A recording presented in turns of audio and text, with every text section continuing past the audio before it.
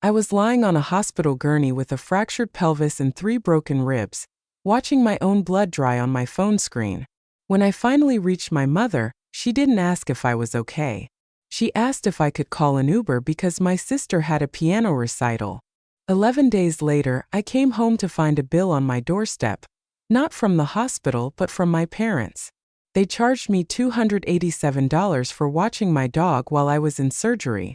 That invoice was the most expensive mistake they ever made because what I sent back cost them their house. My name is Clara, and if you looked at my life from the outside, you would think I had everything under control. I had a stable job as a structural engineer, a decent salary, and a reputation for being reliable. But inside my own family, I was invisible. Not completely unseen, but never truly valued. I was the one who fixed problems, paid bills, and stayed quiet. My younger sister, Elena, was the opposite. She was the center of everything. Talented, emotional, always surrounded by attention. My parents built their entire world around her music. Growing up, I didn't question it. I thought this was just how families worked. One child shines, the other supports. I became good at supporting. I studied hard, got scholarships, and chose a career that was practical, something that would never leave me depending on anyone. I told myself I didn't need praise. I didn't need to be celebrated. I just needed to be useful. And I was very useful. 7 years ago, my parents started having financial trouble. My father lost his job, and my mother's small business was not doing well. That was when I stepped in. First, it felt natural. I helped cover a few bills, then a few more. When the roof started leaking, I paid for the repairs without hesitation. Cost me $18,000, but I told myself it was my responsibility. It was my family. After that, it became a pattern. There was always something. Property taxes they couldn't manage. Medical bills that somehow became urgent. Repairs that couldn't wait. Every time I was the one they called. And every time I said yes. Not because they forced me, but because I believed that if I helped enough, things would balance out. That one day they would see me, not just as the one who fixes everything, but as someone who mattered. They would always promise small things in return. Nothing written, nothing official. Just words. This house is yours too. We'll make sure your name is on it. You're doing this for your future as well. I held on to those words more than I should have. I remember the day my mother decided she wanted a new kitchen. Not just a simple renovation. She wanted something modern, elegant, something that would impress people during Elena's graduation celebration. She showed me pictures, talked about marble counters and custom cabinets, like it was a dream she had been waiting her whole life to fulfill. I paid $34,000 for that kitchen. At the time, I didn't even think twice. I told myself it would increase the value of the house. I told myself I was investing in something that would eventually belong to me too. But deep down, there was a quiet voice asking why I was the only one investing. I ignored that voice, because every time I tried to question things, I felt guilty. My mother would remind me how hard things had been for them. My father would stay silent, which somehow made it worse. And Elena, she would thank me, but in a distant way, like my help was expected, like it was just part of the system. She never asked where the money came from. She never asked what I gave up to provide it. Over time, I started noticing things that didn't make sense. New furniture appearing without explanation. Expensive trips for Elena's performances. Payments that I knew they couldn't afford on their own. When I asked, the answers were always vague. We managed. Don't worry about it. Focus on your work. So I did something I had never done before. I started keeping records. Every transfer, every bill, every receipt, I saved everything. At first, it was just a habit, something my professional mind pushed me to do. But slowly, it became something else. It became a way to hold on to reality. Because part of me was starting to feel like I was being slowly erased from the story. By the time I realized how deep it all went, it was already too late. The accident happened on a rainy evening. I was driving back from a site visit, tired but focused, thinking about deadlines and reports. I didn't even see the car that hit me.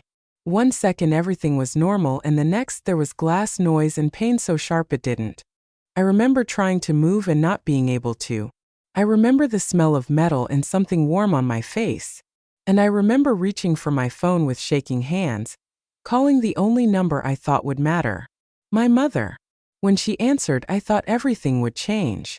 I thought this was the moment where all the years of giving, all the silent support would come back to me in the form of care. But her voice was calm, almost annoyed. She didn't ask if I was hurt. She asked if I could handle getting home on my own. Because Elena had a recital. I lay there, staring at the ceiling of the ambulance later, trying to understand what had just happened.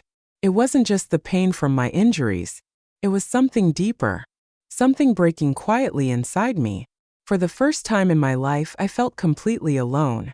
And yet, even then, part of me was still trying to justify it. Maybe she was stressed. Maybe she didn't understand how serious it was. Maybe things would be different when I got home. I held on to those thoughts through surgery, through the long nights in the hospital, through the silence that followed. Days passed and the calls never came the way I expected. Short messages. Brief check-ins. Nothing that felt like concern. Nothing that felt like love. But I still wasn't prepared for what waited for me when I finally walked back to that house. I still remember the way the front door sounded when I pushed it open that day. It was the same house I had walked into 1,000 times before. But something felt different. Maybe it was me. Maybe it was the silence. Or maybe it was the fact that I was standing there with a cane, moving slowly, carefully like a stranger in a place that was never truly mine. The first thing I saw was the envelope. It was placed neatly on the small table near the entrance, like it was something important. My name was written on it in my mother's handwriting. For a second, I felt something close to hope. Maybe it was a letter. Maybe it was an apology. Maybe it was everything I had been waiting for during those long nights in the hospital. I picked it up with shaking hands. And then I opened it. It wasn't a letter. It was a bill. Clean printed, detailed, and cold. Dog sitting services, 11 days. $287. I read it once. Then again. Then a third time just to make sure I wasn't misunderstanding it. But there it was. Every day listed. Every charge calculated. Even a small note at the bottom reminding me to please settle the amount promptly. Something inside me went completely still. Not anger. Not sadness. Just silence. I looked around the house, and suddenly everything started to look different. The polished floors I had helped pay for. The new furniture I had noticed months ago. The kitchen, the same one I had spent $34,000 on, shining under the lights like a showroom. It was all there, perfect and untouched, while I had been lying in a hospital bed trying to breathe through broken ribs. And this was what they thought I owed them. $287. For taking care of my dog. While I was in surgery. I didn't cry. That was the strange part. I had cried in the hospital quietly when no one was around. I had cried when the pain became too much, when the loneliness felt heavier than my injuries. But standing there, holding that piece of paper, I felt something else. Clarity. It was like a fog had lifted. Like I was finally seeing things exactly as they were, without excuses, without emotional filters. This wasn't a misunderstanding. This wasn't stress. This wasn't a bad moment. This was who they were. I slowly walked further into the house, each step reminding me of my injuries. My body hurt, but it felt distant compared to what was happening in my mind. I reached the living room and sat down carefully, placing the invoice on the table in front of me. And then I noticed something else. A folder. It was slightly open, sitting near the edge of the table like someone had been looking through it recently. Normally, I wouldn't have touched it. I wasn't someone who went through other people's things. But something had already changed inside me. So I opened it. At first, I didn't understand what I was looking at. Documents, numbers, official stamps. Then I saw the word loan. And below that, an amount that made my chest tighten. $120,000. I felt my fingers go cold. I kept reading. It was a home equity loan. Taken out against the house. Approved months ago. Signed by my parents. The same house I had been pouring money into for years. The same house they had told me would eventually be partly mine. I flipped through the pages faster now, my heart beating harder with each line. The loan wasn't for emergencies. It wasn't for survival. It was for Elena.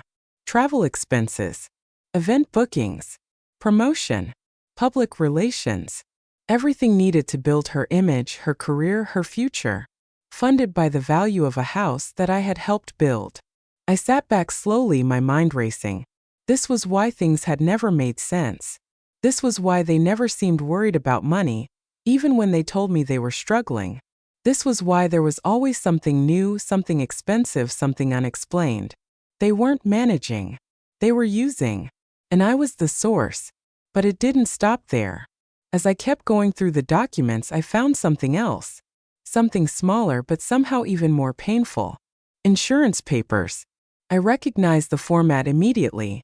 It was the family health insurance plan. The same one I thought I was still part of. The same one I believed would protect me if anything ever happened. My name wasn't there. It had been removed. Quietly. Months ago. I stared at the paper trying to process it. My accident, the hospital bills, the surgery, all of it had happened without coverage. Not because I forgot. Not because of an error. Because they chose to take me off. To save money. Money they were already replacing with loans built on my contributions. I felt something rise in my chest then. Not confusion. Not disbelief. Anger. But it wasn't loud.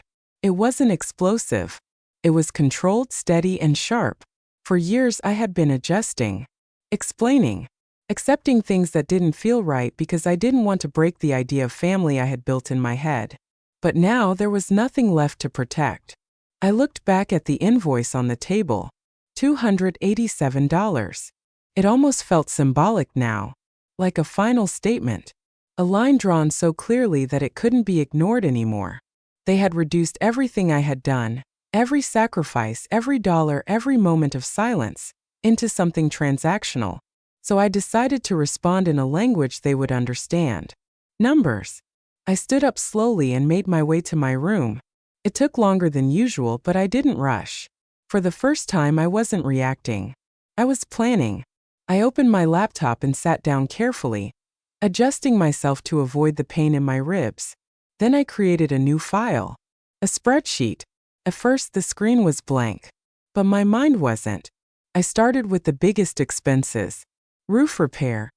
$18,000. Kitchen renovation. $34,000. Property taxes. $9,200. Medical support, bills, utilities, random transfers. One by one I added everything. Every payment I could remember. Every record I had saved over the years. Hours passed, but I didn't notice. Because with every number I entered, something inside me became stronger, clearer. This wasn't just money. This was proof. Proof that I had been there. That I had carried them. That I had given more than anyone should be expected to give without recognition, without protection, without respect. When I finally leaned back in my chair, the total sat at the bottom of the screen. $90,412. I stared at it for a long time. Then I looked back at the invoice lying on my table. $287. A small, almost meaningless number. But it had done something no large amount ever could. It had opened my eyes. And in that moment, I knew one thing with absolute certainty. I wasn't going to argue. I wasn't going to beg. I wasn't going to explain. I was going to calculate. And whatever came next was not going to be something they could ignore. I didn't sleep that night. Not because of the pain in my ribs or the dull ache in my pelvis, but because my mind refused to slow down. Every number I had written in that spreadsheet kept replaying in my head. Like a story I had been avoiding for years was finally being told, line by line, without emotion. $90,412. That number wasn't just money. It was time, trust, sacrifice. It was every moment I chose them over myself. And now, for the first time, I was looking at it without excuses. The next morning, I printed everything. Every receipt, every bank transfer, every message where they had asked for help, where they had promised to make it right someday. I organized it neatly, the same way I would prepare a structural report for a client. Clear, precise, impossible to ignore. Then I did something I had never done before. I called a lawyer. Saying the situation out loud felt strange at first, like I was talking about someone else's life. But as I explained everything, the payments, the promises, the loan, the insurance, the lawyer didn't sound surprised. He didn't question me. He didn't ask why I stayed silent for so long.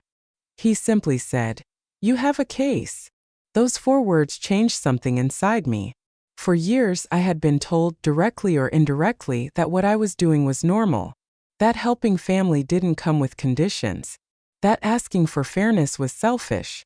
But now, someone was telling me the truth in a language I understood. This wasn't generosity. This was exploitation. We didn't rush into anything. That was important. I wasn't acting out of anger anymore. I was acting with intention. The lawyer reviewed my documents carefully, asking questions, building a clear picture of what had happened. Then he explained the concept that would define everything that came next. Unjust enrichment. It meant that someone had benefited unfairly at another person's expense. That if one side gave and the other received, without proper agreement or fairness, the law could step in. Sounded simple. But in my case, it was everything. Because for the first time, what I had experienced wasn't just emotional. It was measurable. It was provable. It had weight. We calculated everything again carefully, making sure nothing was missing. We organized the timeline. When payments were made, what they were for, what promises were attached. And then we looked at the house. The same house I had helped maintain, improve, and financially support. The same house they had used to take out a $120,000 loan. That's where leverage comes in, my lawyer said. He explained that we could file something called a legal notice that would attach to the property.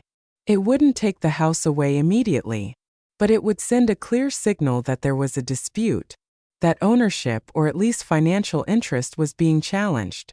It would freeze things, stop them from borrowing more, stop them from quietly moving money around, stop them from pretending everything was fine. I listened carefully, asking questions, making sure I understood every step. This wasn't about revenge. It wasn't about hurting them. It was about balance. For once, when I left the office, I felt different. Not lighter, not happier, but steady. Like I had finally stepped out of something I didn't even realize I was trapped in. The next few days were quiet. At home, nothing had changed on the surface. My mother still moved around the house like everything was normal. My father stayed distant. Elena was busy, preparing for what they kept calling her big opportunity. No one mentioned the invoice. No one asked about my condition beyond short, polite questions. It was like my accident had been reduced to an inconvenience, something that interrupted their routine but didn't truly matter. And I let them believe that. I didn't argue. I didn't bring anything up. I simply observed. I noticed how often my mother talked about money but never about me. I noticed how my father avoided eye contact, like he knew something but didn't want to face it. And I noticed how Elena continued living in a world that had been built for her, without ever questioning the cost. That used to hurt. Now it just confirmed everything. A week later, we made our move. The legal filing was submitted early in the morning. I didn't go with my lawyer. I stayed home, sitting at the same table where I had first opened that $287 invoice. My phone was in front of me, and I waited. It didn't take long. By noon, the first call came. My mother. I watched the screen light up, her name flashing again and again. I didn't answer immediately, not because I was afraid, but because I wanted to control the moment. When I finally picked up, her voice was different. Not calm, not distant, panicked. "What is this?" she demanded. "What have you done?" I stayed quiet for a second, letting her words settle. "I asked for what's mine," I said. There was silence on the other end, then confusion, then anger. "You're overreacting," she said quickly. "This is ridiculous. We're family." I almost smiled at that. Family. That word had been used so many times before, but always in one direction. Always when they needed something. Always when it justified my silence. "This isn't about family," I said calmly. "This is about numbers." She tried to argue, to explain, to shift the situation into something emotional, something messy, something that could be dismissed. But I didn't follow her there. I stayed where I was strongest. Facts, amounts, dates, proof. And for the first time, she didn't have control over the conversation. By the end of the call, her voice had changed again. The anger was still there, but now it was mixed with something else. Fear. Because she understood something I had only just accepted myself. This wasn't a discussion anymore. It was a process. And processes don't stop just because someone is uncomfortable. That evening, my father knocked on my door. He didn't come in right away. He just stood there like he wasn't sure what to say. "Is this really necessary?" he asked quietly. I looked at him for a long moment. For years, I had waited for him to step in, to say something, to notice what was happening. He never did. "Yes," I said. He nodded slowly like he expected that answer, even if he didn't want to hear it. And then he left. No arguments. No promises. No attempts to fix things. Just silence. But this time the silence felt different. It didn't belong to me anymore. Because for the first time in my life, I wasn't the one holding everything together. I was the one letting it fall into place exactly as it should have all along. The house didn't feel the same anymore. Not because anything had physically changed, but because the illusion was gone. Every room, every wall, every polished surface now looked like evidence instead of comfort. I moved through it slowly, still healing, still using my cane, but for the first time I didn't feel small inside it. I felt aware. And awareness changes everything. The calls didn't stop after that first day. My mother kept trying, sometimes angry, sometimes emotional, sometimes pretending nothing serious was happening.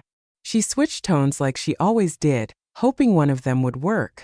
"Clara, you're making a mistake. Clara, people will find out. Clara, think about your sister." That last one, she used it the most. But this time it didn't work. Because for the first time, I actually did think about my sister. Not the version of her I had protected in my mind, but the real one. The one who lived comfortably while I carried the weight. The one who never asked questions. The one who accepted everything without wondering where it came from. And that's when I realized something important. Elena wasn't the villain. But she also wasn't innocent. She had chosen not to see. The legal process moved forward quietly, but its impact was loud. The house was officially flagged. The loan they had taken was suddenly under pressure. Payments that once seemed manageable now felt heavy, urgent. The bank started asking questions. Documents were reviewed. Things that had been hidden were now visible. And just like that, control shifted. For years, everything had been in their hands. Decisions, money, direction.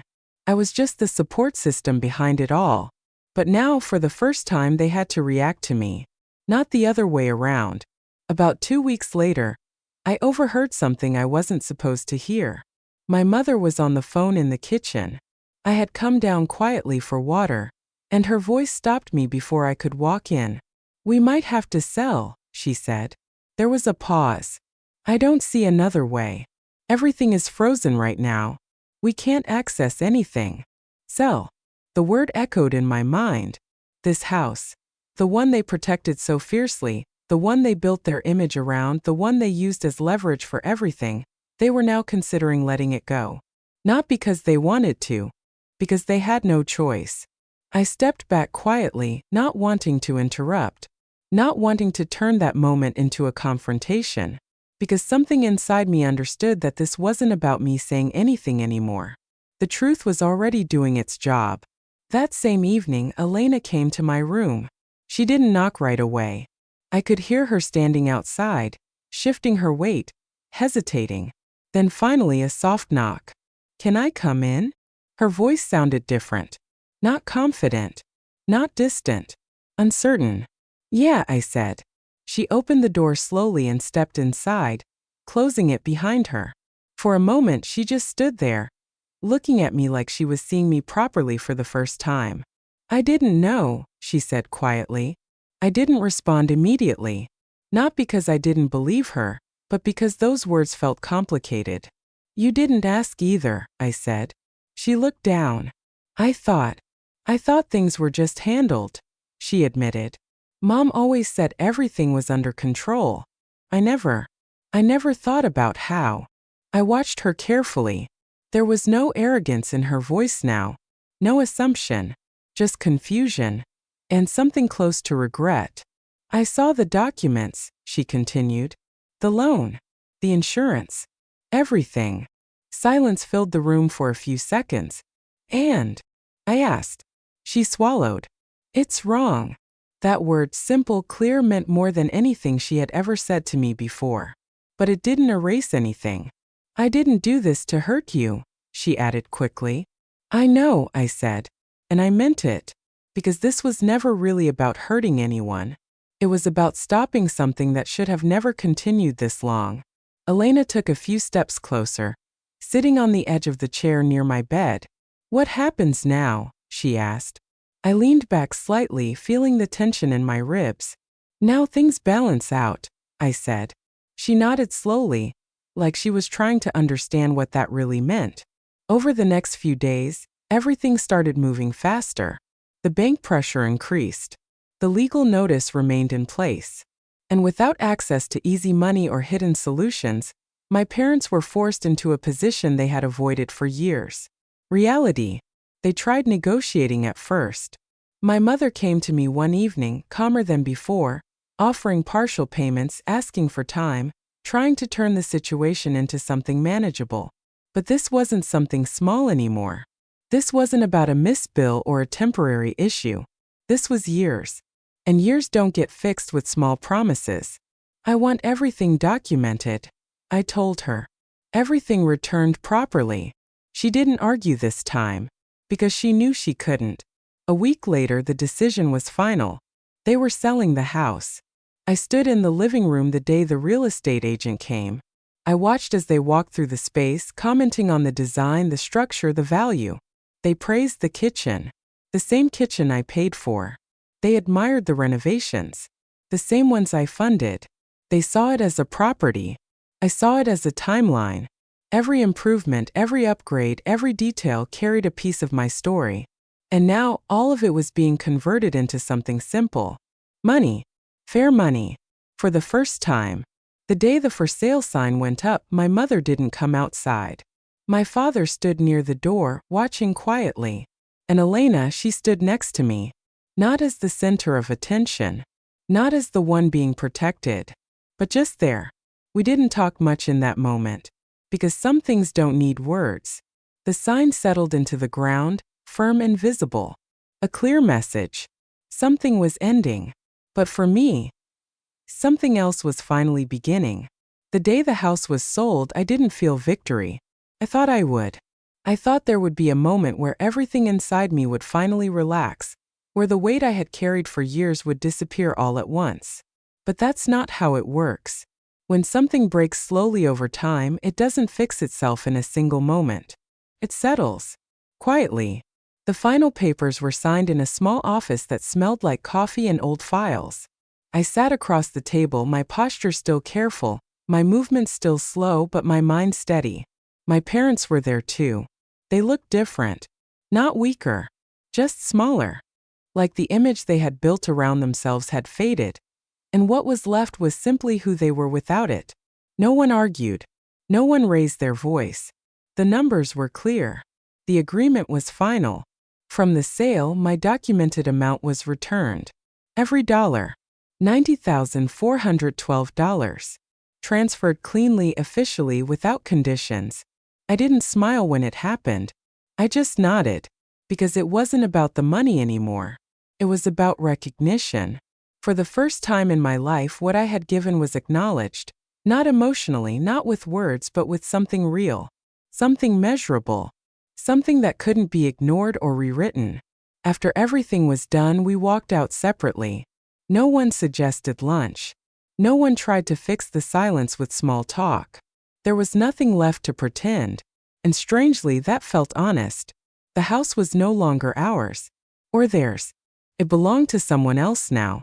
The kitchen, the walls, the space that held years of imbalance. It was all gone from our lives in a single transaction. My parents moved into a small rental across town. I visited once. Not because I felt obligated, but because I wanted to see what remained when everything else was stripped away. The place was simple, quiet, no expensive furniture, no polished image, just space filled with reality. My mother didn't speak much when I arrived. She offered tea out of habit, her movements slower than I remembered. My father nodded when he saw me, then looked away, like he was still learning how to exist in this new version of things. We sat together for a while, not as the family we used to pretend to be, just as people who shared a past. I didn't think it would end like this, my mother said finally. I looked at her, really looked this time. It didn't have to, I replied. She nodded, and for once she didn't try to argue. That was enough. I didn't stay long. There was nothing else to say that would change anything. Some relationships don't end with loud moments. They just shift into something quieter, something more distant, something that no longer carries the same expectations. And that's okay, because not everything is meant to go back to what it was. Elena was different. After everything came out, after the house, the loan, the truth, something in her changed. Not overnight, not perfectly, but clearly. She started asking questions. Not just about money, but about everything. About choices. About silence. About the kind of life she wanted to build moving forward. One evening she called me. Not to ask for help. Not to explain anything. Just to talk. We met at a small cafe, neutral ground. Somewhere that didn't belong to our past. She looked nervous when she arrived, but she didn't hide it. I don't expect things to be normal, she said. They won't be, I replied gently. She nodded. But I don't want them to stay broken either. That was the first real step. Not forgiveness. Not forgetting. Just honesty. We talked for a long time that day. About things we had never said out loud. About the way we grew up. About the roles we were pushed into without realizing it. About the distance that formed slowly, quietly until it felt normal.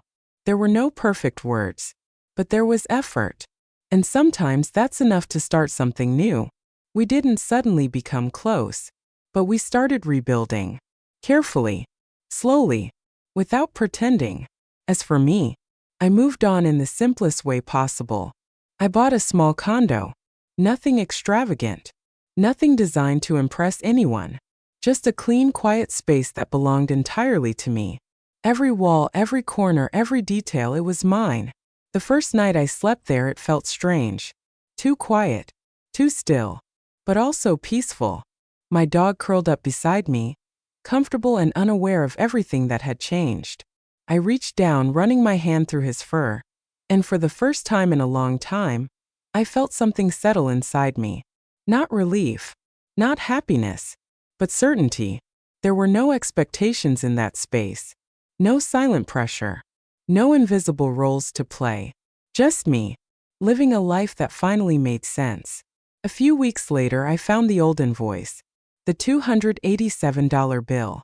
It had been folded and placed inside one of my folders without me realizing it. I stared at it for a while, remembering exactly how it felt the first time I opened it, how small it seemed, how painful it was, how it changed everything. I could have thrown it away, but I didn't.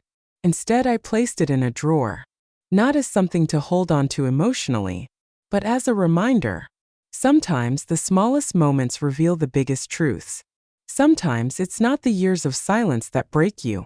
It's the one moment that makes everything clear. My name is Clara. For years, I believed my value came from what I could give, how much I could fix, how quietly I could carry everything without asking for anything in return. But I was wrong. My value was never in what I sacrificed. It was in what I finally refused to accept.